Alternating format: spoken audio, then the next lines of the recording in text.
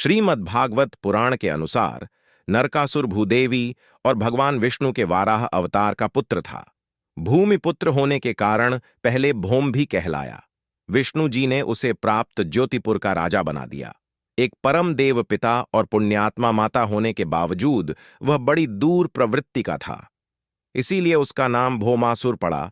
पर वक्त के साथ वह और भी निर्दयी, निर्मम और अधिक क्रूर होता चला गया और इसी वजह से उसे नरकासुर भी कहा जाने लगा।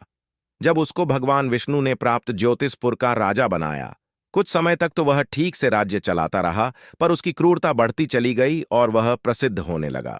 तब बाणासुर को उसका झांत हुआ और दोनों की मित्रता हो गई। बाणासुर के संग से नरकासुर और भी निर्मम और अत्याचारी होता चला गया। बाणासुर के सानिध्य के कारण उसने सारे अवगुण राक्षसों के भर गए। बाणासुर ने उसे ब्रह्मा जी की तपस्या करने की सलाह दी और कहा कि तुम इससे और भी शक्तिशाली हो जाओगे और पृथ्वी ही नहीं, तीनों लोकों पर राज कर सकोगे। यह सुनते ही वह ब्रह्मा जी की घोर तपस्या करने लगा और उसकी तपस्या से प्रसन्न हो ब्रह्मा जी ने उसे कोई भी वर मांगने को कहा। तब नरकासुर बोला, मैं जानता हूं आप मुझे अमरता का वरदान नहीं देंगे। तो उसने ब्रह्मा जी से कहा, मेरी मृत्यु केवल मेरी मां के हाथों ही हो और कोई भी मुझे मार ना सके। यह वरदान मांगते उसने सोचा था कि एक मां कभी अपनी संतान का बुरा नहीं कर सकती। ब्रह्मा जी तथास्तु कहते हुए वहां से प्रस्थान कर गए। वरदान प्राप्त कर नरकासुर अपने राज्य वापस आया और पृथ्वी को जीतने की तैयारी करने लगा।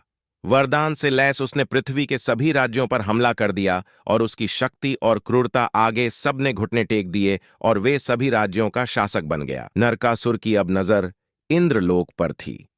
उसने इंद्रलोक पर भी हमला कर दिया।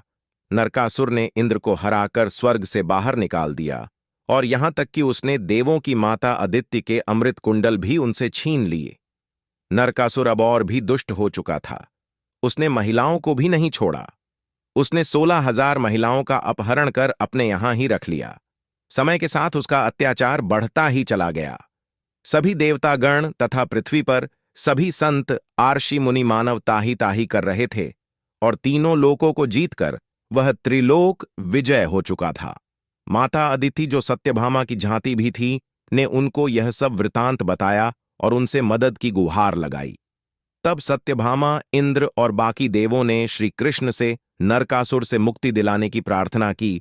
श्री कृष्ण को सब झात था और उन्होंने सबको नरकासुर का वध करने का आश्वासन दिया। अपने वचन के मुताबिक श्री कृष्ण गरुड़ पर सवार हो सत्यभामा को साथ ले नरकासुर के साम्राज्य पर हमला कर दिया और वहां भयंकर युद्ध छिड़ गया। श्री कृष्ण को ऐसे हमला करते देख कुछ देर के लिए नरकासुर घबराया। फिर उसने अपने वरदान को याद किया और सोचा कि श्री कृष्ण भी मुझे मार नहीं सकते। इससे उसे साहस मिला।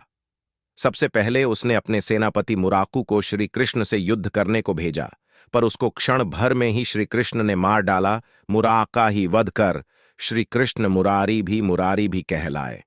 हताशा में नरकासुर ने अपने महान हथियार संतखिनी, जो एक तरह का व्रज ही था, उसको श्री कृष्ण पर चलाया, पर इसका श्री कृष्ण पर कोई प्रभाव नहीं पड़ा और इसको श्री कृष्ण आसानी से नष्ट कर दिया। श्री कृष्ण ने भी कई घातक प्रहार नरकासुर पर किए थे, पर सब बेअसर हो गए। अंत में नरकासुर ने श्री कृष्ण पर अपने दिव्यास्त्र शक्ति का प्रयोग किया, जिसमें श्री कृष्ण की छाती पर आघात किया और वह मूर्छित हो गए। गुस्साए सत्यभामा ने स्वयं अपना एक शक्तिशाली अस्त्र निकाला और नरकासुर पर चला दिया। जो सीधा ही छाती पर लगा, उस दिव्य बाण ने नरकासुर को भेद दिया और वह सोचने लगा, ऐसा कैसे हो सकता है? मैंने तो श्री कृष्ण के सभी अस्त्र निष्क्रिय कर दिए हैं, पर यह कैसे संभव है? उसी समय सत्यभामा श्री कृष्ण की ओर भागी।